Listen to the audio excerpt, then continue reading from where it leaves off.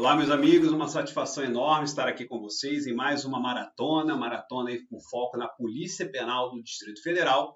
E hoje, através desta maratona, através dessa nossa participação, nós vamos aí fazer uma rápida revisão, bater em cima de pontos aí que eu acredito que a banca de vocês irá cobrar. Não temos questões da banca, tá? Temos aí umas 4 questões mais ou menos de múltipla escolha, foi de onde eu tirei as ideias aqui sobre, tá, pessoal? A parte de criminologia, que é do Instituto AOCP, que não são a mesma coisa. A AOCP é uma banca, Instituto AOCP é outra, mas são o quê? Parceiras, tá? São bancas parceiras. Então, pode ser que a banca venha trazer essa ideia aí do que foi cobrado aí no Instituto AOCP. Vamos lá, então, vamos seguindo aqui. Vamos começar a falar sobre criminologia. E em cima desses pontos aqui, a gente vai fazendo aquela grande revisão. Aquele convite rápido a todos vocês aí, para adicionar o professor lá no Instagram e lá no nosso canal no YouTube com várias videoaulas lá, tá, pessoal? Leis penais, criminologia, dá uma verificada lá. Vamos seguindo aqui então, pessoal. Nossa primeira questão diz o seguinte: com base nos conceitos e objetos da criminologia, julgue o item. A criminologia adquiriu autonomia e status de ciência quando o positivismo generalizou o emprego de seu método. Nesse sentido, é correto afirmar que a criminologia é uma ciência do ser, logo serve-se do método indutivo e empírico, baseado na análise e observação de quê? Da própria realidade. Então aqui nós temos, né, a criminologia como uma das ciências criminais. Quando a gente fala em criminologia, pessoal, só analisando a palavra propriamente dita, nós temos o quê? Logia, né? Criminologia. Logia, estudo do crime. Esse conceito, ele é antigo, tá? Esse conceito ele vem lá do período clássico, lá dos classistas, antes do positivismo, tá? Vamos colocar ali final do período pré-científico. Então, nós tínhamos um conceito mais reduzido, estudo do crime, né? Mas depois, numa visão mais avançada, um pouco mais avançada, vem o positivismo através, né, lá dos três mosqueteiros, que alguns chamam, de Lombroso, Garofalo e Enrico Ferri. Ou seja, Lombroso do positivismo antropológico, e César e Lombroso, que é considerado o pai da criminologia. Depois nós temos lá Enrico Ferri, tá? Que é justamente o pai da sociologia criminal, apesar dele não estar, né, dentro das teorias macro-sociológicas, vem dentro do positivismo, né, a escola positiva ali, né, praticamente no início, avançando um pouco mais no período científico. Então, Enrico Ferri vem justamente do positivismo sociológico. E Rafael Garofalo é justamente, ou Garofalo, como alguns falam, é justamente quem internacionaliza a expressão criminologia. Pessoal, a palavra criminologia, ela é citada, né, segundo a doutrina, por Paul Topinard, né? Primeiramente foi citada por Paul Topinard, mas quem internacionalizou com a obra lá chamada Criminologia foi justamente Rafael Garofalo, tá? Aí, pessoal, esses três estão na escola positiva. Então, ali deu-se uma maior importância ao estudo do criminoso, mas não deixou de lado o estudo do crime, como algumas bancas gostam de afirmar. Então, você tem lá o estudo do crime e do criminoso. E numa visão mais moderna, né, atual, nós temos aí justamente uma preocupação com a vítima. Isso acontece logo no pós-guerra, ali por volta de 1947 a 1950, onde nós temos ali dois grandes percussores, tanto Benjamin Mendelsohn, tá? Benjamin Mendelsohn, como também Hans von Reyting, e esses dois grandes precursores trazem classificações de vítimas. Isso a gente aprende dentro de vitimologia. Mas o que eu quero mostrar para vocês aqui, que Benjamin Mendelsohn é considerado o pai da vitimologia, e esta preocupação, né, ou seja, essa maior importância, ela é dada no pós-guerra, mas em 1903, Hans Gross, que é considerado o pai da criminalística, já tinha uma certa preocupação, né? Já tinha uns pequenos estudos, mas isso avança mesmo no pós-Segunda Guerra Mundial, tá? Não é o pós-Primeira Guerra Mundial, como algumas bancas gostam de colocar de forma errada para tentar te confundir, beleza?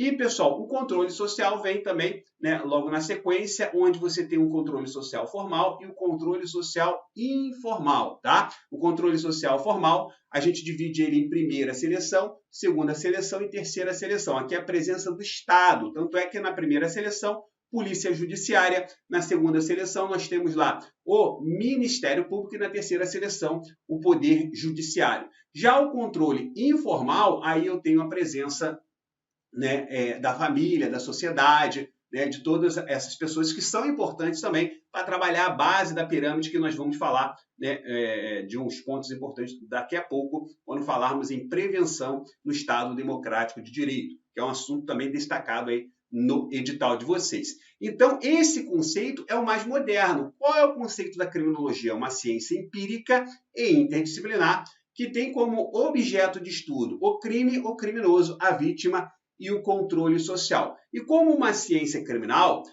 é importante compararmos, até porque as bancas cobram também, a criminologia com o direito penal e a política criminal. Então, são ciências criminais. E a criminologia, pessoal, ela é uma ciência do ser, e não uma ciência do dever ser, tá? A criminologia estuda as causas e as concausas da criminalidade. A criminologia, ela vê o crime como o quê? Como um fenômeno social, tá? Então, o crime como um fenômeno social, diferente do direito penal. Porque o direito penal, ele vê o crime como um fato típico, antijurídico e culpável. Aquele conceito, né, da teoria tripartite lá do direito penal que vocês também devem estar estudando aí. Então, pessoal, diferente também, né, a política criminal, ela vem justamente para agir de forma preventiva e até mesmo repressiva. Por isso que a política criminal, ela vai se valer de outras ciências, né, criminais, como a criminologia e o próprio direito penal. E o próprio direito penal vai se valer também da criminologia, mas eu já não posso falar o contrário, que a criminologia vai se valer do direito penal e da política criminal. Isso eu já não posso falar. O direito penal é uma ciência do dever ser. A criminologia é uma ciência do ser. Gravem isso, que isso ajuda também a matar algumas questões, tá, pessoal? Outro ponto aqui importante, não há sistema de pirâmides entre essas ciências, ou seja, hierarquia, tá? Não há sistema de pirâmides. Aqui, né, elas estão onde? No mesmo patamar. Beleza? Então, nesse caso aqui, questão tranquila, questão, né, item correto, porque ele fala, ó, nesse sentido é correto afirmar que a criminologia é uma ciência do ser, logo, né, serve de método indutivo, tá? Indutivo e não dedutivo. Agora, pessoal, esse método indutivo experimental, né, por isso que falam uma ciência empírica e interdisciplinar. Empírica porque trabalha com a observação na realidade, né, e interdisciplinar porque vai se valer de outras ciências. Mas o interessante aqui é mostrar para vocês que esse método indutivo, né, justamente ele vem desde o positivismo, tá? Não é algo muito recente não, desde o positivismo. Porque lá nos clássicos, o método era qual? Dedutivo. Então, cuidado. Na escola clássica, o método empregado era o dedutivo. Na escola positiva e até os dias atuais, método indutivo. Não se esqueçam disso. Vamos lá, então? Vamos avançando aqui. Vamos seguindo. Próxima questão. Vamos lá. Com base nos conceitos e objetos da criminologia, julgue o item aqui. Com a explicação, vamos ver se a gente já consegue matar essa questão aqui. A criminologia extrapola a análise do controle social formal do crime, preocupando-se também com os sistemas informais. Né? Até aqui, ok, porque nós falamos lá que é controle social formal e o informal. E, sob o ponto de vista crítico, pode até mesmo defender a extinção de alguns crimes para determinadas condutas. Sim, né? Bem como a criação, como a extinção, né, pessoal? Bem como a criação e a extinção. Então, através de estudos, né, justamente algo que repercute muito, algo que impacta, né, uma coletividade, não um fato isolado, um fato ligado individualmente, tá? Um fato individual, mas sim algo que realmente repercute perante a sociedade. Então, o item aqui está correto. Vamos avançando aqui. Mais uma questão, vamos lá. Próxima questão aqui na tela. Com base nas principais escolas criminológicas, julgue o item. Enrico Ferri se sobressaiu nos estudos sobre a criminologia através dos fatores filosóficos. Acreditava que o delito era produto exclusivo de patologias individuais, pessoal. E aí, pessoal, né? Na verdade, aqui cuidado, tá? Porque aqui Enrico Ferri, pessoal, ele, na verdade, não, aqui, deixa eu só apagar aqui, que na verdade a palavra que eu risquei não era essa aqui, não. Aqui, ó, embaixo. Vamos lá. Então, aqui, na verdade, ele, não dos fatores, eu acabei de falar, né, que é justamente o pai da sociologia criminal. Então, dos fatores, o que aqui? Sociológicos. lógicos, tá? Dos fatores sociológicos. E lembrando que, ao contrário do que defendia Lombroso, ele não acreditava, né? Ele não acreditava, tá?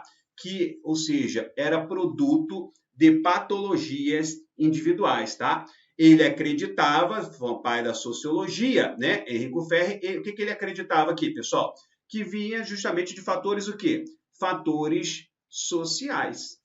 Fatores sociais, tá? Justamente isso aqui, ó. Fatores, tá? Ó, acreditava que o delito, nesse caso aqui, tá? Originava de fatores sociais. Beleza? Então, não vamos errar uma questão tranquila desse aqui. Vamos lá, vamos avançando aqui, vamos com tudo. Vamos aqui para o próximo item. Com base nas principais escolas criminológicas, aqui eu botei o gabarito? Não, item errado. Vamos lá. Com base nas principais escolas criminológicas, julgue o item originada no século XX, né, a terceira escola, né, terza escola é a terceira escola italiana, tá? Às vezes a banca usa essa expressão, terza escola, e às vezes a banca coloca terceira escola, né, também. É o melhor exemplo de escola que tentou, né? Você tem lá, de um lado, né, pessoal, em século XVIII, né, praticamente, escola clássica, pegando ali, praticamente século XIX, escola positiva,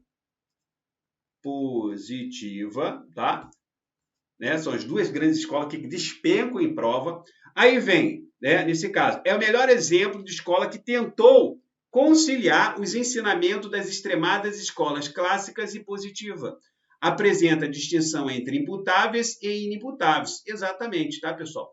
Vem a Terras Escola, e a Terras Escola, né, ela justamente considerando que os fatores sociais eles podem influenciar na prática de crimes, né, defende que o Estado deve o quê? Promover a manutenção de reformas sociais, tá? Reformas sociais, tá bom? Aqui, né, é uma das, né, ou seja, postulados, né? Vamos falar alguns postulados da escola clássica. E um dos postulados também é justamente essa distinção entre inimputáveis e também imputáveis. Isso é importante, tá? E lá para quem, né, fazia parte realmente lá da escola positiva, entendia, tá, pessoal? Entendia que o crime, né, ele passa a ser o quê? Considerado o quê? Um fenômeno individual, tá? E social. Então, a visão da terceira escola italiana, quando fala, né, sobre essa questão aí, ou seja, o que seria, como que é visto o crime. É muito comum as bancas cobrarem isso, né? Como que é visto o crime perante a terceira escola italiana. Vamos avançando aqui, então, o item aqui ficou corretíssimo, vamos seguindo aqui. Próxima questão. Com base na prevenção do Estado democrático de direito, julgue o item. Na terminologia, criminologia, criminalização primária, na terminologia, criminologia, criminalização primária equivale à chamada prevenção primária. Está dizendo que criminalização primária, pessoal. E aí? O que vocês acham? É a mesma coisa quando a gente fala de criminalização? Né? Errado, tá, pessoal? Então, cuidado com certos, quando a gente fala de processo, né, seletivo de criminalização, porque existe a criminalização primária e a secundária. A primária, pessoal, né, é a definição das normas. Voltando aqui, para mim, isso aqui é importante a gente enfatizar aqui um pouco. Olha só, a criminalização primária, na verdade, é o processo de quê? De elaboração das normas que existem, né, ou seja, sobre um delito específico. E a criminalização secundária? A criminalização secundária é a imposição dessa norma, tá? É a imposição dessa norma. Porque quando eu falo em prevenção primária, secundária e terciária, a gente está falando de outro ponto específico da criminologia.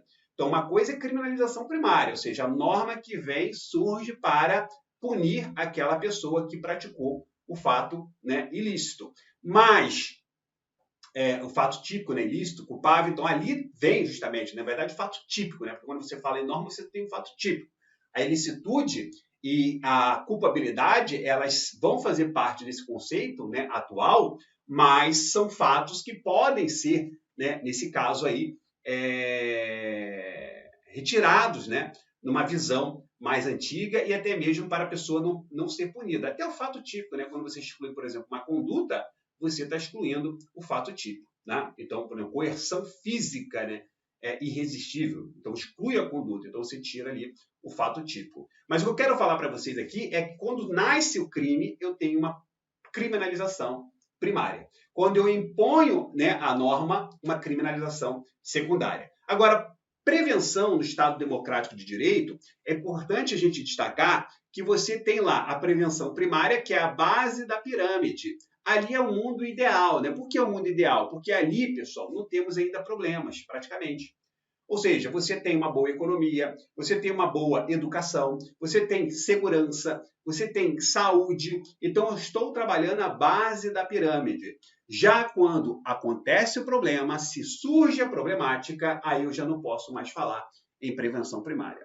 Então, aí eu vou entrar na prevenção secundária, né? Então, por exemplo, quando eu instalo câmeras nas vias para identificar veículos roubados, quando eu instalo câmeras, luzes, né? Iluminação em ruas comuns, onde tem muito assalto, quando eu também tenho ali a atuação da polícia judiciária, né? Ou seja, na investigação de um delito. Então, isso é prevenção secundária, tá? Agora, mais fácil de distinguir aqui é a prevenção terciária. Por quê? Porque a prevenção terciária ela está ligada àquele que se encontra na vida de recluso, né? Aquele que está em vida de recluso, por quê? Mas não necessariamente preso, tá? Porque quando a gente fala em condenado, né? Você tem pena em regime aberto, em regime semiaberto e fechado. Então, qualquer dessas situações que fala da vida daquele que se encontra em um estabelecimento penal, não necessariamente uma penitenciária, mas uma casa de albergado, né? Ou seja, uma colônia, enfim, aí nós temos o quê? A prevenção terciária, a gente está falando de ressocialização, trazer aquele indivíduo, né, ressocializado para ou seja, para, né, participar da sociedade aí, uma vez que ele já cumpriu lá a sua pena, né? Seria o mundo ideal, mas não é o que acontece. Mas, enfim, a gente está aqui para falar, né, para entrar em polêmica, mas o que você precisa saber é isso, porque é o que cai na sua prova, então é isso que você tem que ficar atento. Então, nesse caso aqui, quando ele fala que criminalização primária equivale à chamada prevenção primária, não tem nada a ver, então o item ficou prejudicado, o item está errado. Vamos lá. Vamos para a nossa próxima questão. Com base nas cifras criminais, julgue o item. As cifras cinzas são resultados daquelas ocorrências, né, que até são registradas, porém não se chega ao processo ou ação por serem solucionadas na própria delegacia, tá? Pessoal, olha só. É uma forma de cifra cinza? Sim, né? Aqui não está errado, não. Mas de onde vem as cifras cinzas, né? Porque você, às vezes, já estudou criminologia, você vai falar assim, pô, professor, nunca vi falar em cifras cinzas, né? Então, aqui a gente está aprofundando um pouco mais. Por quê? Porque é comum você escutar cifras negras e cifras douradas. Mas antes da gente chegar aqui, você precisa entender como que surge uma cifra criminal. Então, olha só, para isso, nós precisamos entender o processo de vitimização. E o processo de vitimização ele pode ser primário, secundário ou terciário. E o processo de vitimização primário é justamente, pessoal, quando a pessoa sofre o delito. A pessoa está andando lá na rua, comum lá, com a sua bolsa, vamos supor uma senhora andando com a sua bolsa, né? Quando pega o celular para atender, aí vem um bandido, pega a bolsa, pega o celular e sai correndo. E aí? Né? Então, olha só o trauma ali daquele momento, né? O dano físico, o dano material, né? Então, né, às vezes caiu, né, por exemplo, né, machucou ela, né, derrubou ela, machucou. Então, esse processo é justamente o quê, pessoal? Processo de vitimização primário. Mas, a partir do momento que aquela pessoa sai dali, né, e vai até uma delegacia, chega na delegacia, às vezes fica lá 7 horas para registrar um boletim de ocorrência, né, e na cabeça dela, pensando que isso não vai dar em nada, ela já desiste de levar isso ao conhecimento das autoridades policiais. Então, esse tipo de processo, que é o processo de vitimização secundário, isso leva a surgirem as chamadas cifras criminais. E essas cifras criminais, tá? Ela nasce justamente com essa chamada cifras negras, ou seja, aqueles crimes que aconteceram e não chegaram ao conhecimento das autoridades. Por isso que são chamadas aí de cifras negras. E, por outro lado, tem aqueles crimes que muitos acham que não vão dar em nada também, que são chamados crimes de colarinho branco, como já dizia lá né, Edwin Sutherland, né, Edwin Sutherland já cita a chamada, né, lá que vem justamente da teoria da associação diferencial, lá dentro de macrosociologia, dentro da teoria de onde? Do consenso ou do conflito? Do consenso, vamos falar isso também. Então, lá, a Edwin Sutherland já citava, né, chamado, a expressão, ele traz até uma expressão em inglês que era white crime collar, né? Ou seja, o crime do colarinho branco. Então, quando fala em crime de colarinho branco, nós temos as chamadas também, possibilidade de surgirem chamadas cifras douradas. Aí vem a doutrina, dá uma aprimorada nessas classificações. Isso cai muito em concursos aplicados pela VUNESP. Mas como a banca de vocês é uma banca também que copia muitas outras bancas, né? Quando fala em lei seca, ela trabalha muito em lei seca. Então, pessoal, a banca, com certeza, ela vai pesquisar, né? Os examinadores pesquisam como que é o mercado de questões, já que eles não têm uma certa experiência nessa área. Ou até mesmo pessoas que já passaram por outras bancas, né, são convidadas a participarem para elaborar questões de criminologia, por exemplo. Então, ela pode bater o olho lá e ver que esses tipos de cifras criminais, porque isso é cobrado dentro de onde, pessoal? Dentro de vitimologia, porque esse estudo das cifras criminais vem do processo de vitimização secundária. E o processo de vitimização terciária? O processo de vitimização terciária, ele é bem parecido, né? Um pouco parecido com o secundário, mas um aspecto mais avançado, que pode até entrar órgãos do Poder Judiciário, por exemplo, mas o impacto maior ali é justamente a vergonha perante a família, perante a sociedade. Então, isso passa, né, com a pessoa que passa por esse processo, né, às vezes não fala lá por uma família, então isso vem justamente do processo de vitimização terciário. E alguns doutrinadores falam que é até possível surgirem cifras negras aqui, porque ela também não reporta isso, né? Ela fica com ela, guardada ali com ela, muito comum em crimes, né, de violências sexuais, atentado, né, violência doméstica, essas coisas assim. Então, pessoal, mas não é uma particularidade sobre isso. Eu estou, na verdade, pegando ponto específico, mas é uma visão mais geral, qualquer crime, que às vezes a pessoa fica até envergonhada aos amigos, né, à sociedade de uma forma geral. Então, esse é o processo de vitimização terciária. Mas quando fala em cifras criminais, vocês têm que lembrar que isso vem do processo de vitimização o quê? Secundário, tá? Cuidado que as bancas perguntam isso. Aí vamos para as outras cifras. Aí existem algumas cifras clássicas, por exemplo, cifras cinzas. Justamente aquelas cifras que chegaram até o conhecimento das autoridades, né, policiais, mas até que tenham sido solucionados, né? Enfim, então isso não passa, né, por um processo de ausência de informação, como as cifras negras. Mas temos as cifras verdes, que são já parecidas com as cifras negras, mas só que são ligadas a crimes o quê? Ambientais, né? Crimes ambientais. Temos as cifras rosas, que estão ligadas lá à questão das cifras rosas, elas estão ligadas à questão do crime de homofobia. Temos cifras amarelas, tá? Que são aplicadas, praticados, crimes praticados por agentes públicos, né? Ou seja, servidores públicos, né? Que não chegam lá a conhecimento, né? E temos também as cifras azuis que estão ligadas, né? É só lembrar lá do jaleco azul, né? Ou seja, os crimes praticados por uma classe mais baixa, né? Que alguns chamam de classe operária, vamos dizer assim, né? A doutrina cita a classe operária. Então, essas cifras, elas podem vir. Mas se vierem, né? Eu acredito muito que a banca deve trabalhar em cima das cifras negras ou dourada, tá? Que essa realmente é a base, né, dos estudos das demais cifras que pouquíssimos, né, doutrinadores citam aí. Tá bom? Vamos lá, então?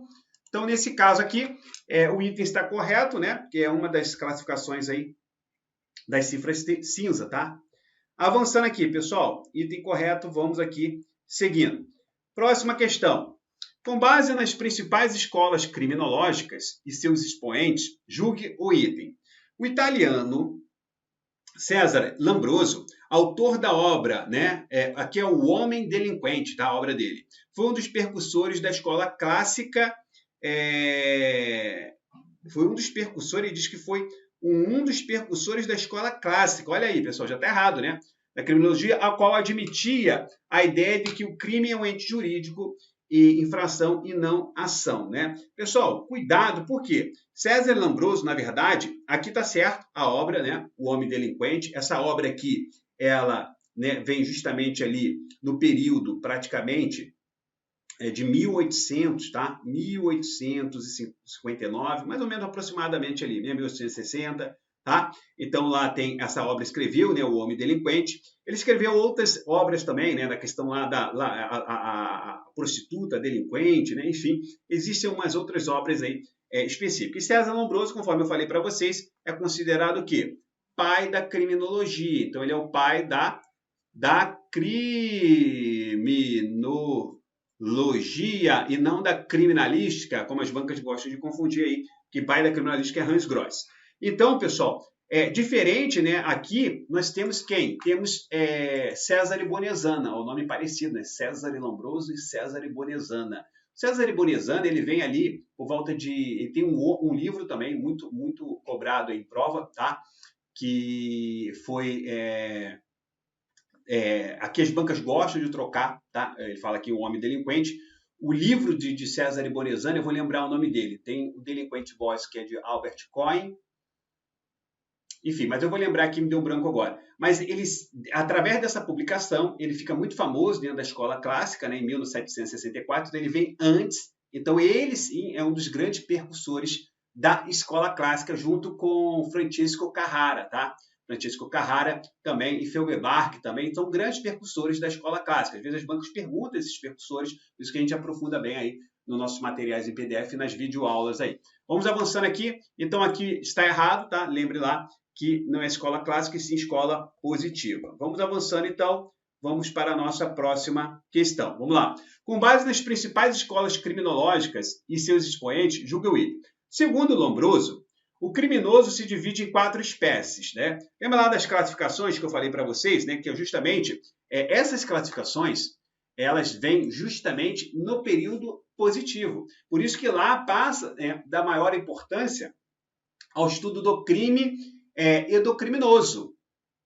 Diferente da escola clássica, só se preocupava o quê? Estudo do crime. Depois que isso avança. Então, por isso que, né, é muito marcante quando fala da classificação de espécies de criminosos.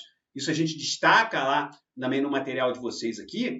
Então, por quê? Porque a banca, às vezes, ela cobra essas classificações. E de César Lombroso e Henrico Ferri, que é discípulo de Lombroso, ele traz aí, né, uma classificação bem parecida, né? Vamos ver aqui se está correto o item. Vamos lá. Então, segundo Lombroso, o criminoso se divide em 4 espécies. O nato, tá? O criminoso nato, que é justamente, pessoal, aquele, né, que nasce, né, com essa predisposição. O louco também. O de ocasião, tá? Que o Henrico Ferri também classifica que é o ocasional, né? O Henrico Ferri diz que é o criminoso ocasional, né? E tem o de por paixão, que Henrico Ferri também classifica como crime passional, né? O criminoso passional, tá? Então tem algumas classificações que, conforme eu falei, são bem parecidas de Henrico Ferri. O item aqui está correto também. Vamos avançando, vamos lá. Seguindo aí. Com base nas principais escolas criminológicas, julgue o item. A escola de Chicago foi o berço da sociologia americana nos anos 30, tendo como objeto de estudo a cidade como ente vivo, capaz de influenciar as condutas criminosas, tá? As condutas criminosas veio em franca oposição ao positivismo, tentando trazer um novo marco, né? Novas problemáticas e novos olhares aí em relação à criminalidade. Vamos lá, pessoal, olha só.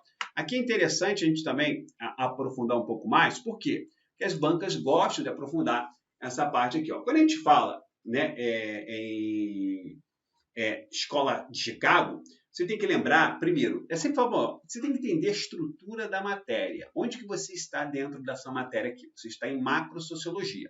Falamos lá das principais escolas criminológicas, né? Falamos ali praticamente 3. Tem mais? Tem mais, muito mais.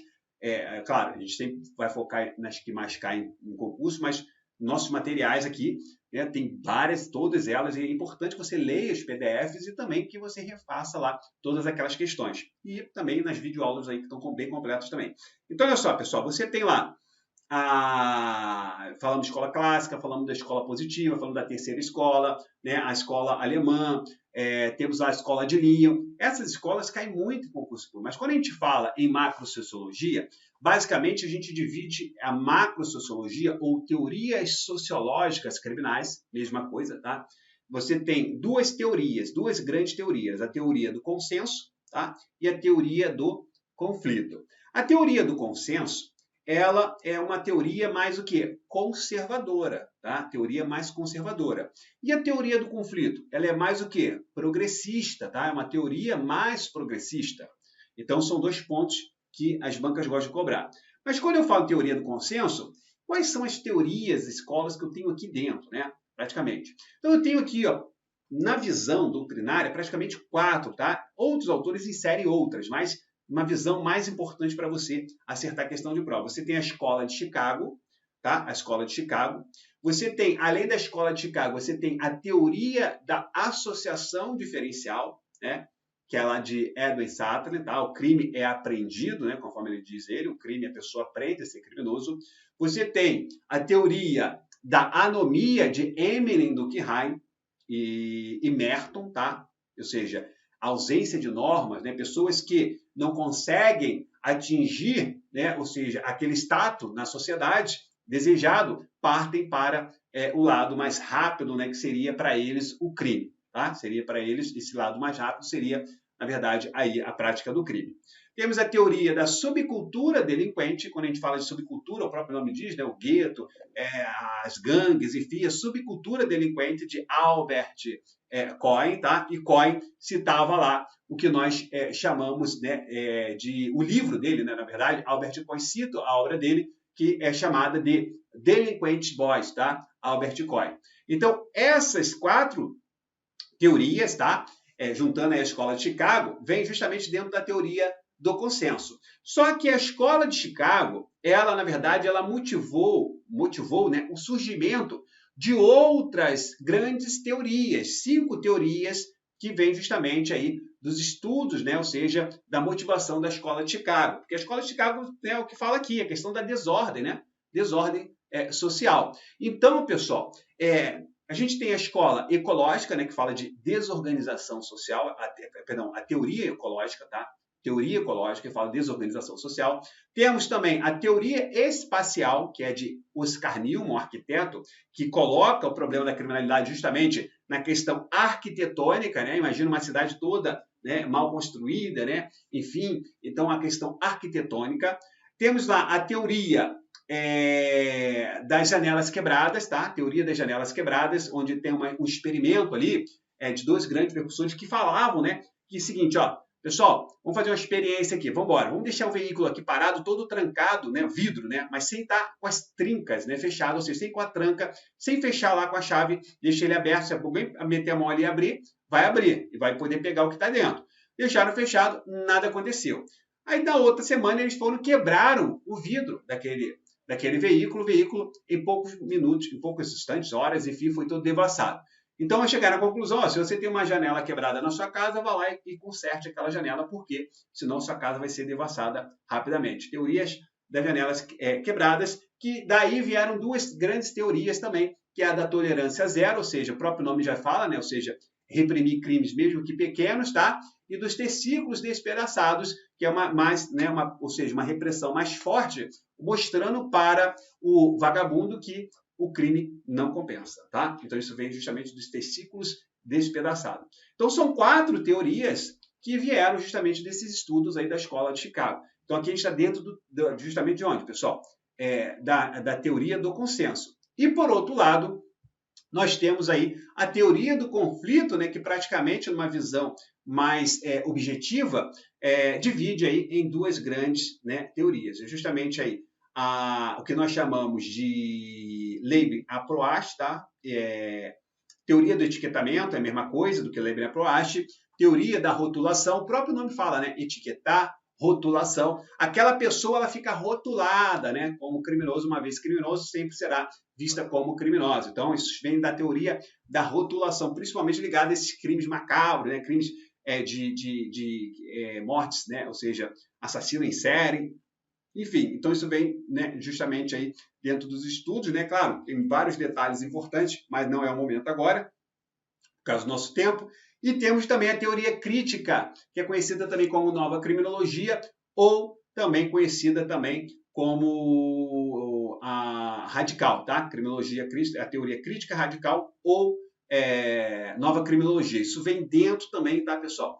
das teorias do conflito. Então, sabendo essa estrutura, daqui você já sabe diferenciar uma da outra, das duas teorias, e quais são que estão dentro, né? E vocês conseguem acertar aí muitas questões. E essa aqui é a visão, né, uma das passagens, né, da doutrina, falando sobre a escola de Chicago, né, justamente o berço, né, da sociologia americana, por isso que ela vem dentro da que nós chamamos de macrosociologia, nos anos de 30, tendo como objeto de estudo a cidade como ente vivo capaz de influenciar, capaz de influenciar as condutas, né, justamente que surge aí a questão da desordem, da desorganização social. Então, mostra para vocês aí, né, a importância disso aí. Veio em franca oposição ao positivismo, né, o positivismo lá de Lombroso, né, pai da criminologia, tentando trazer um novo marco, novas problemáticas e novos olhares em relação à criminalidade. O item está correto. Vamos seguindo aqui, mais uma questão aí. No trabalho de prevenção, que cabe ao Estado, né, falando de prevenção, né, tópico destacado no edital de vocês, no combate à criminalidade, há 3 níveis de prevenção: prevenção primária, secundária e terciária, que veremos mais à frente. Essa aqui ele traz, na verdade, um texto, né, que ele vai falar aqui. Como respostas à ocorrência da ação criminosa, surgem formas de prevenção aos delitos do Estado de Direito. Insistência à teoria da reação social, que prevê a reação estatal por meio de 3 modelos distintos. Ou seja, quais são eles, né? O dissuasório, o ressocializador e o restaurador, que é a justiça restaurativa, né, que é conhecido como modelo integrador. E o dissuasório aqui, pessoal, é conhecido também como modelo o quê? Clássico, tá? Falou em modelo clássico, é a mesma coisa do que o modelo dissuasório. Aí ele diz aqui, vamos ver o que ele destaca aqui. O modelo dissuasório prevê a intervenção na vida e na pessoa do infrator. Então, ele está dizendo que o modelo dissuasório prevê a intervenção na vida e na pessoa do infrator. Não apenas com a punição, mas também com a possibilidade de reinserção, né? Ele está falando de reinserção. Aí, nesse caso, né, pessoal, seria o modelo, né? Quando a gente fala de modelo aqui de reinserção, é o modelo ressocializador, tá? Aí sim, aqui está errado, é só você riscar aqui, ó, modelo, né, dissuasório e colocar o quê? Ressocializador. Aí o item, né, ressocializador. Aí o item fica correto, tá? Aí nesse caso, sim. Agora, o modelo dissuasório, pessoal, né, o próprio aqui, ó, dissuasório, né? Então, isso aqui, na verdade, é o quê? Baseia o quê? O dissuasório aqui, ó, que é o clássico também. Baseia-se, pessoal, na repressão, tá? Então, aqui baseia-se na repressão, pessoal, tá? Agora, punindo o criminoso, né? Mostrando, né, para os demais, tá, que o crime não compensa e que gera sanção, tá? Então, lembrem disso, tá, pessoal? Que é importante aí demais. E com o modelo aqui que a gente fala de restaurador, justiça restaurativa, modelo integrador, isso tem a ver até mesmo com a questão da reparação do dano, né, da questão das leis de pequenas causas, né, dos juizados pequenas causas. Então, é a justiça restaurativa, tá? Então, a gente vai voltar a falar isso depois também mais um pouco, que é um ponto importante aí sobre esses 3 modelos dissuasório ou clássico, ressocializador e restaurador, ou justiça restaurativa, né, conhecido também como modelo integrador. Vamos seguindo aqui. Próxima questão. Com base na criminologia e política criminal, julgue os itens seguintes. Segundo a doutrina, a criminologia vê o crime como um problema social. Então, a criminologia vê o crime como um problema social? Sim, né? Aqui está correto. Um verdadeiro fenômeno comunitário abrangendo 4 elementos constitutivos. E quais são esses elementos constitutivos, né, que ele destaca aqui? Nós temos lá a incidência massiva na população, exatamente, a incidência aflitiva do fato praticado, exato, persistência espaço-temporal do fato criminoso e consenso inequívoco acerca de sua etiologia e técnicas de intervenção eficazes. Aí também está, né, nesse caso aqui, correto. Questãozinha grave, isso aqui é uma boa questão, né, para cair na prova de vocês aí, né? Apesar de ela ser um pouco mais aprofundada, mas é uma boa questão. Vamos seguindo aqui. Próxima questão. Atualmente, para alguns doutrinadores, o objeto da criminologia está dividido em 4 vertentes. Pessoal, 4 vertentes, ó, quando a gente fala que a criminologia é uma ciência empírica e interdisciplinar, que tem como objeto de estudo, né, o crime, o criminoso, a vítima e o controle social, tá? A gente está falando aqui praticamente a mesma coisa. A gente está falando das vertentes, 4 vertentes, né, que é justamente aí o crime, o criminoso, a vítima e o controle social como regra geral. Lembrando que a criminologia é uma ciência do ser, tá? Uma ciência do ser, e o direito penal é uma ciência do dever ser. Não esqueçam isso, então o item aqui ficou correto, pessoal, tá? Fala de vertente, mas tá, é a mesma coisa. Vamos seguindo aqui, pegar mais uma questão. Com base na criminologia, e política criminal, julga o seguinte: para a escola positiva, o criminoso era um ser que pecou, que optou pelo mal, embora, né, pudesse e devesse o quê? Escolher o bem. Então, ele está dizendo que para a escola positiva, pessoal, ele está dizendo, pessoal, cuidado com isso aqui, tá? Porque a criminologia moderna, ela não pode se limitar à adoção do conceito, né, jurídico penal do delito, né? Então, o que é que ele diz aqui? Por isso, tá? Quando a gente fala aqui, cadê? A criminologia, vou destacar aqui, ó. A criminologia aqui, pessoal, o que nós temos que entender aqui? Que a criminologia, ela entendia que o criminoso era o quê? Um ser atávico, tá? Atávico. Preso, ó, atávico, preso, tá? Preso ao quê, pessoal?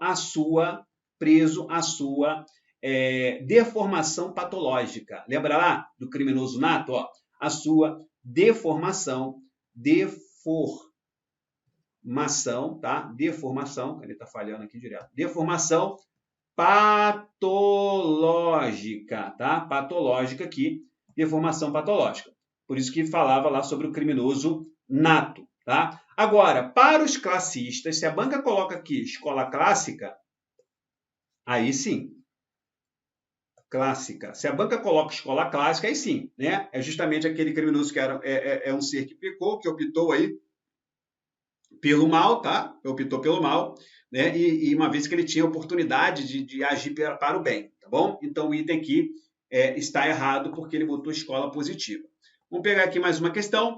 Com base na criminologia e na política criminal, julga os itens, os postulados da escola de política criminal ou moderna alemã, ó, escola de política estão dentro daquelas principais escolas criminológicas que nós falamos, entre outras foram o método indutivo experimental, sim, para a criminologia, e a distinção entre inimputáveis e também imputáveis e inimputáveis, né, dentro de uma mesma visão parecida com a terceira escola, né, italiana, tá? Então, os postulados da escola da política criminal, tá, pessoal? Que é conhecido também como a moderna alemã, é justamente o método, né, indutivo experimental, tá, para a criminologia, a distinção também entre imputáveis e inimputáveis, tá? O crime como fenômeno o quê? O crime era visto como um fenômeno o quê? Humano, tá? Humano social. E lá para a terceira escola, lembra que nós falamos, né? Individual e social, tá? Individual e social. Então, é uma visão bem parecida também. Ok? Então, os bancos perguntam, né? Às vezes aprofundam um pouco mais sobre isso aí. Então, o item aqui ficou correto. Vamos lá. Com base na criminologia, julga o item. A teoria da subcultura, ó, subcultura vem onde? Dentro da teoria do consenso ou do conflito? Pessoal, lembra lá? Não, pessoal, ó, cuidado. Ó, só, onde vem a criminologia? Lembra lá? A criminologia vem onde, né? Dentro da teoria do consenso e não do conflito, tá? Teoria do consenso e não do conflito. Cuidado, né? Às vezes a gente explica simulados aí, vocês vão receber também, vão ter vários simulados, né, e treinamentos, né, enfim, reta final, hora da verdade. Aí, meu irmão, tem muita coisa aí pela frente aí para vocês gabaritarem a prova aí. Então, nesse caso aqui, a subcultura delinquente, ela vem dentro da teoria do consenso. Lembra lá de Albert Cohen, lembra lá do livro, né, Delinquent Boys? Mas vamos ver se ele diz aqui o que ele fala. A subcultura delinquente defende a existência de uma subcultura da violência, que faz com que alguns grupos passem a aceitar a violência como um modelo diferente de resolver conflitos sociais, pessoal. Né? Agora, o problema é que ele diz aqui, ó, cadê? Subcultura. Ele diz que como um modo diferente de resolver conflitos. Aí não, tá? Por que não? Porque, na verdade, essa teoria da subcultura, que foi lá desenvolvida, né, por Wolfgang, se a banca colocar aqui, nossa, caneta hoje aqui, deixa eu apagar aqui. Ó, uma desenvolvida por, escrever devagar então, ó, Wolfgang, ok? E também Ferracuti, que tem lá, né, também Albert Cohen com seu livro Delinquent Boys. Então aqui que ele diz, ó, defendia, né, essa parte toda aqui, uma subcultura, né, deixa eu ver aqui, subcultura, violência, que faz com que alguns grupos passem a aceitar a violência como um modo diferente de resolver. Na verdade, pessoal, não é diferente, né? Isso passa, né, uma questão bem sutil, né, da banca aqui que eu tirei. Isso aqui são itens de concurso que trouxe para a gente julgar, tá? Para a gente trabalhar esses itens. Na verdade, aqui, aceitar a violência é como se fosse normal, tá? Algo normal ali dentro da sociedade, né? Então, de resolver conflitos, né? Ou seja, vamos resolver o conflito como? Na pancada? Então será algo normal, por isso que o nome de subcultura delinquente. Então o item aqui ficou de questão difícil, né? Que requer aí uma análise bem minuciosa aí. Pessoal, e com isso a gente fecha aí a nossa proposta de hoje, né? Uma satisfação enorme estar aqui com vocês sempre, né? É uma satisfação.